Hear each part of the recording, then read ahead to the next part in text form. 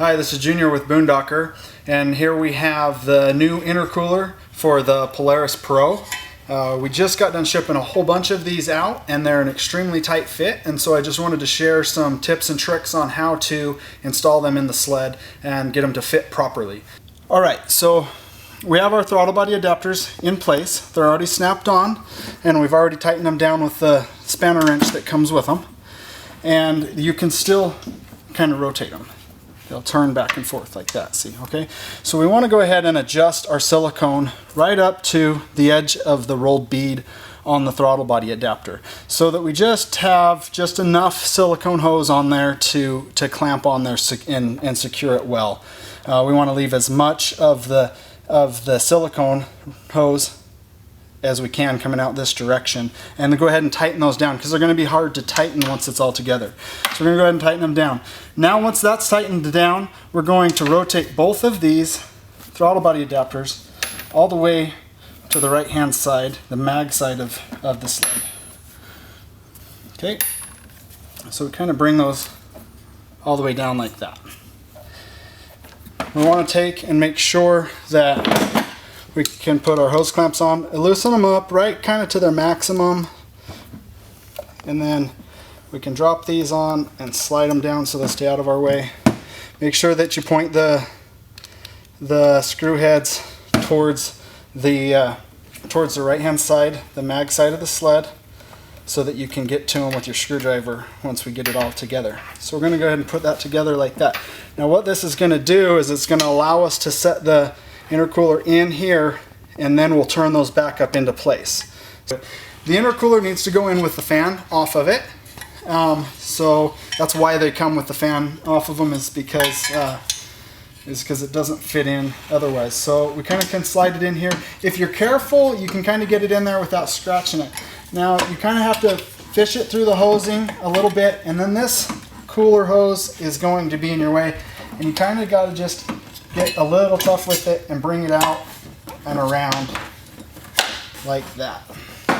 Okay, so once we're in there, now what we have is, you can see how the hoses are pointed right at the intercooler, and you can kind of work it around. You might take a screwdriver with a dull end, like a Phillips screwdriver, and kind of use it to get in there and work the silicone around. Start with one hose.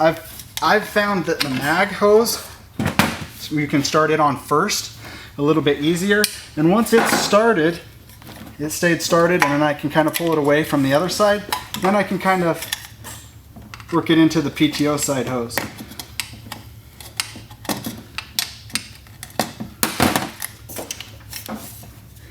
Kind of verify that that's going in all the way and not going to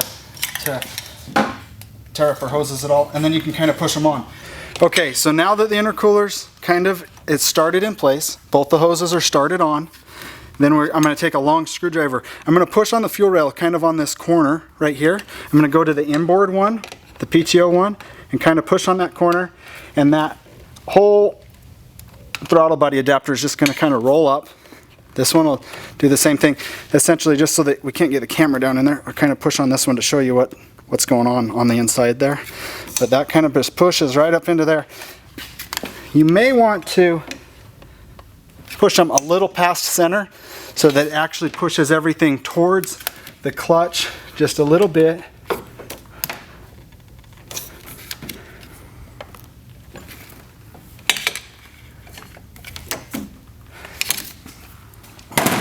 And then if you come back over here and take a look, you'll notice that what happened is the whole intercooler has shifted this way now. Now it's brought down underneath this brace, and that's what the dent in the intercooler is for, is to clear that brace. So you'll see, if you look up in here at this fan bracket, the tolerance is pretty tight. And then if we go ahead, and I'm going to turn the handlebars all the way to the mag side, all the way to the right, and you can see how it touches here.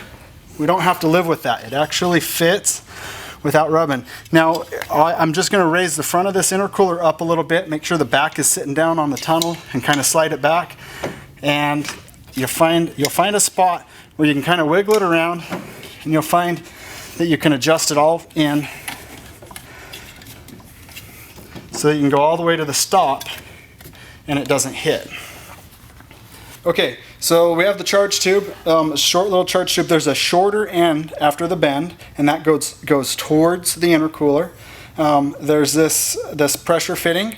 There's a hose that will go from here and it runs over to your boost controller, or if you don't have a boost controller, it goes straight to your wastegate actuator. If you have an electronic boost controller, a BoonDocker ABC, the solenoid can mount on this tab right here. It has some self-tapping screws, and you can tab it right on there, and there would be a hose that loops and comes into it.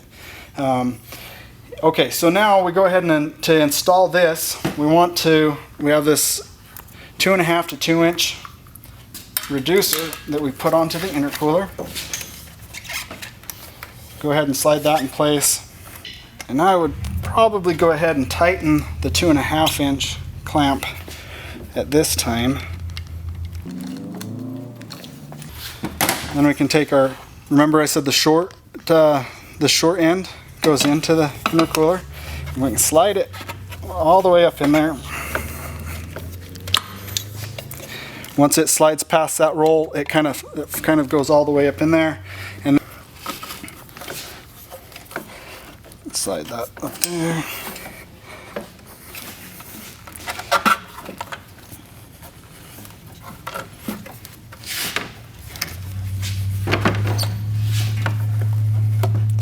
And then we just kind of work the charge tube and the silicone down.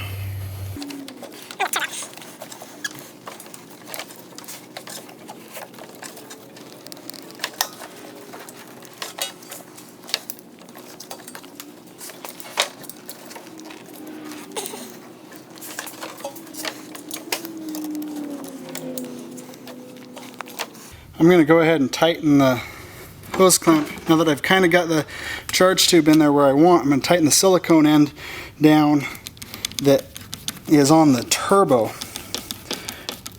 Okay, so the silicone hose is tight here.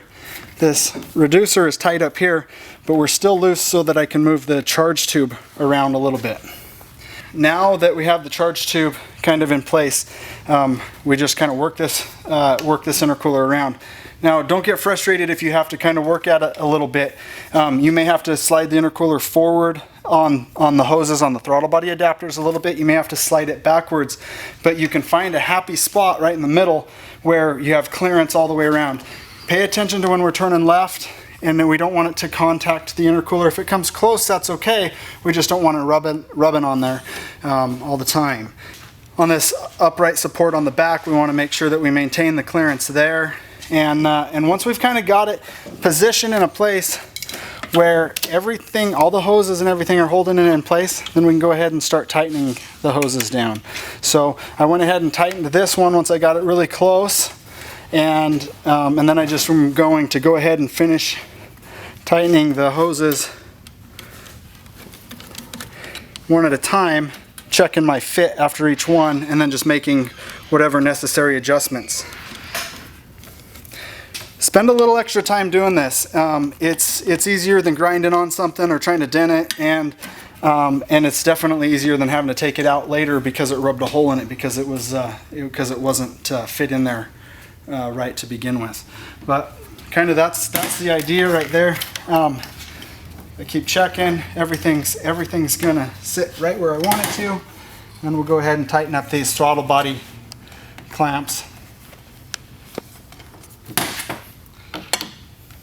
Last hose clamps on these throttle body adapters, and we'll be good to go.